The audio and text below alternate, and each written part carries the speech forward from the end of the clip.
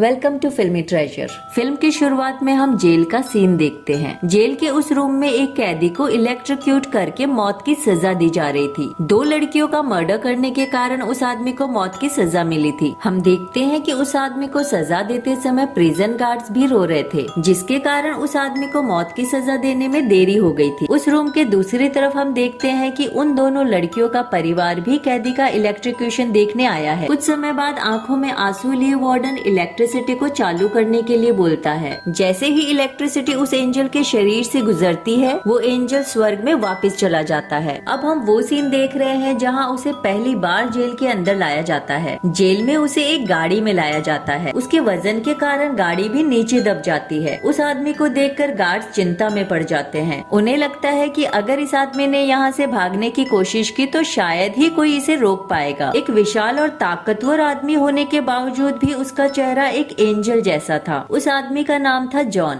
हम देखते हैं कि वार्डन पॉल जॉन को उसके सेल तक ले जाते हैं। सेल के पास पहुंचते ही जॉन वार्डन पॉल से सवाल करता है कि क्या रात में सेल की लाइट्स चालू रहती है, क्योंकि मुझे अंधेरे से डर लगता है। ये पूछने के बाद जॉन वार्डन पॉल से हाथ मिलाने के लिए अपना हाथ बढ़ाता है। जॉन के ऐसा करने से वार्डन पॉल को समझ आ जाता है कि जॉन इतना बुरा इंसान नहीं है। जॉन के बारे में पता करने के लिए पॉल उसकी फाइल पढ़ता है और फाइल पढ़ने के बाद उसे समझ आ जाता है कि उस समय क्या हुआ होगा। पॉल फाइल में पढ़ता है कि कुछ समय पहले एक किसान की 2 लड़कियां गायब हो जाती है। वो किसान बाकी लोगों को लेकर उस लड़कियों को ढूंढने जाता है। थोड़ी देर उन लड़कियों को ढूंढने के बाद उन्हें पता चलता है कि जॉन नदी किनारे उन दोनों लड़कियों को अपनी बाहों में लेकर रो रहा था। वो सभी लोग उन दोनों लड़कियों को देखते हैं और उन्हें समझ आ जाता है कि दोनों लड़कियां मर चुकी है। जॉन को उन मरी हुई लड़कियों के साथ देखकर लोग उसे ही मर्डरर समझ लेते हैं। ये सब पढ़कर वार्डन पॉल को लगता है कि यहाँ कोई गड़बड़ है। पॉल ने कई खतरनाक मर्डरर्स देखे थे, पर जॉन उन जैसा बिल्कुल नहीं था। हमें आगे पता चलता है कि एक डेथ रो वार्डन होने के बावजूद पॉल एक बहुत अच्छा इंसान था। किसी भी कैदी के इलेक्ट्रोक्यूशन से पहले पॉल उसे ग्रीन आइल में ले जाता था। पॉल को लगता था कि मौत की सजा किसी भी कैदी के जिंदगी का आखिरी पड़ाव होती है। दूसरों के लिए इतना अच्छा सोचने के बावजूद वार्डन पॉल तकलीफ में था। उसे ब्लैडर इन्फेक्शन था। वो जब भी बाथरूम जाता था उसे बहुत तेज दर्द होता था। दर्द इतना तेज होता था कि उसके शरीर से पसीना निकल जाता था। वो कभी कभी दर्द के कारण बीच रात में ही उठ जाता था। अगले सीन में हम देखते हैं कि एक कैदी को जेल में लाया जाता है। वो कैदी देखने में बहुत मासूम और शांत था। 2 गार्ड्स उसे सेल में लाते हैं, पर जैसे ही उस कैदी को मौका मिलता है वो अपना असली रंग दिखा देता है। वो उन दोनों गार्ड्स में से एक को पीछे से पकड़कर उसका गला दबा देता है, पर दूसरा गार्ड आकर उस पहले गार्ड को बचा लेता है। गार्ड्स को कैदी से बचाकर दूसरे गार्ड्स उसे जेल में डाल देते हैं। उस कैदी को जेल में डालने के बाद वार्डन पॉल भी चैन की सांस लेते हैं, पर वार्डन पॉल की खुशी ज्यादा देर तक नहीं टिकती। उन्हें थोड़ी ही देर बाद अपने ब्लैडर में दर्द होने लगता है। पॉल को दर्द में देखकर जॉन उसे अपनी तरफ बुलाता है। जॉन पॉल को अपने हाथों से पकड़ लेता है। जॉन अपना हाथ पॉल के ब्लैडर के पास ले जाकर रख देता है। ये सब होता देख बाकी कैदी शोर मचाने लगते हैं, पर अगले ही पल एक चमत्कार हो जाता है। जेल के कमरे का बल्ब चमकने लगता है और इतना तेज चमकने के कारण वो बल्ब टूट जाता है। थोड़ी देर बाद जॉन पॉल को छोड़ देता है। पॉल को छोड़ने के बाद जॉन बहुत जोर जोर से खांसने लगता है। खांसने के कुछ देर बाद जॉन के मुंह से कीड़े निकलते हैं। वो कीड़े मुंह से निकलकर हवा में गायब हो जाते हैं। ये सब होने के बाद पॉल को अपनी बॉडी में कुछ अलग सा फील होता है। वो जॉन से पूछता है कि उसने उसके शरीर पर क्या किया। जॉन उसे बोलता है कि मैंने उसे ठीक कर दिया है। जॉन की बात पर पॉल को विश्वास नहीं होता, पर फिर भी वो चेक करने के लिए बाथरूम चला जाता है। वहाँ पर जाते ही उसे पहली बार खुशी का एहसास होता है। पॉल को अब समझ आ जाता है कि उसका ब्लैडर इन्फेक्शन ठीक हो गया है। जॉन के ऐसा करने से पॉल को अब और डाउट होता है कि जॉन एक मर्डरर है या नहीं। जॉन के केस को अच्छे से जानने के लिए पॉल अब जॉन के वकील के पास जाता है। जॉन के वकील से मिलने के बाद पॉल को समझ आ जाता है कि उसका वकील एक रेसिस्ट है और एक रेसिस्ट होने के कारण उसने जॉन की ज्यादा मदद नहीं की। पॉल को अब और डाउट होने लगता है। अब हम देखते हैं कि पॉल कुछ ब्रेड लेकर जेल वापस आता है। वो ब्रेड जॉन को दे देता है।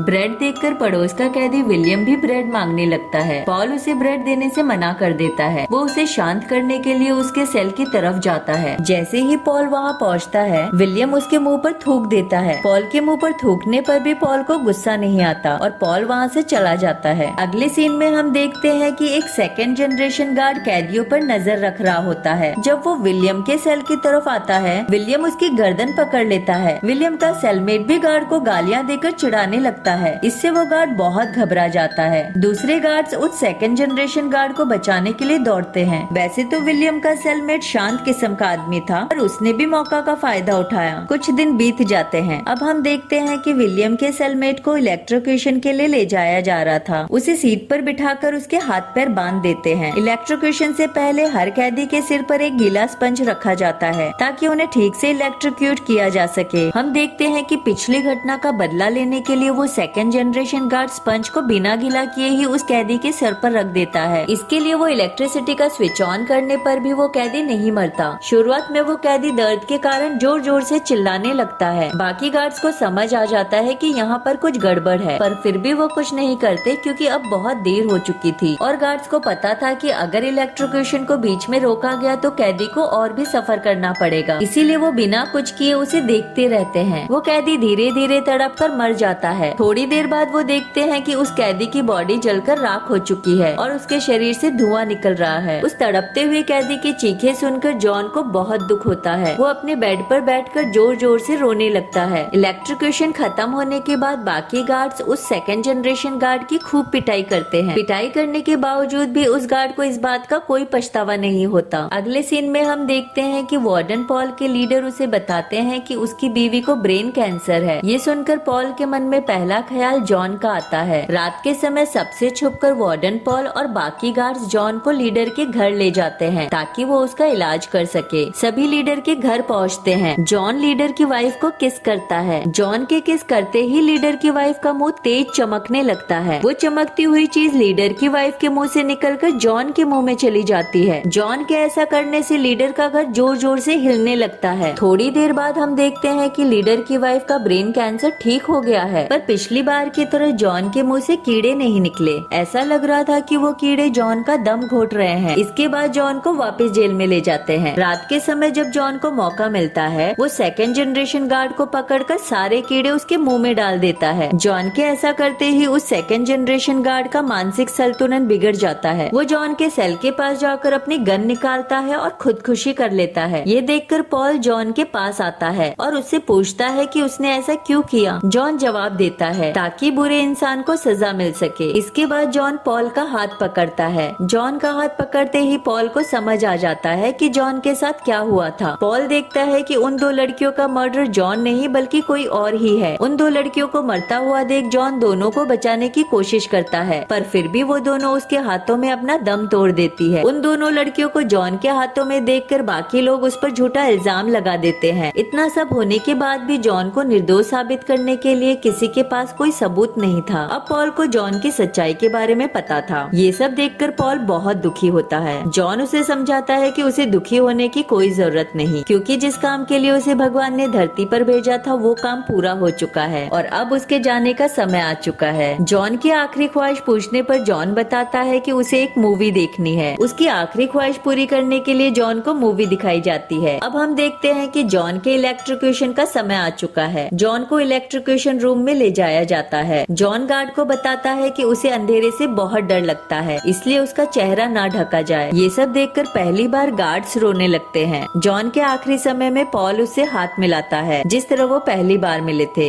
इसके बाद अपनी आंखों में आंसू लेकर पॉल इलेक्ट्रिसिटी ऑन करने का ऑर्डर देता है। जैसे ही इलेक्ट्रिसिटी जॉन के शरीर से गुजरती है सभी गार्ड्स बहुत दुखी हो जाते हैं। गार्ड्स देखते हैं कि वो एंजल धरती को बचाने के लिए आया था, पर दुनिया की बुराई देखकर वो धरती छोड़कर वापस स्वर्ग में लौट गया है। इससे पॉल को इतना दुख होता है कि वो अपनी वार्डन की नौकरी ही छोड़ देते हैं। मूवी के आखिर में हम देखते हैं कि पॉल अब 100 साल का हो गया है, लेकिन फिर भी वो एक हेल्दी इंसान है। वो एक एक करके अपने रिश्तेदारों को गुजरते हुए देखता है। उसे लगता है कि भगवान ने उसे उस एंजल को मारने की सजा दी है और वो उसी सजा को काट रहा है। यहाँ पर हम देखते हैं कि मूवी खत्म हो जाती है। मूवी पसंद आई हो तो वीडियो को लाइक एंड कमेंट जरूर करें और चैनल को सब्सक्राइब करना बिल्कुल भी न भूलें।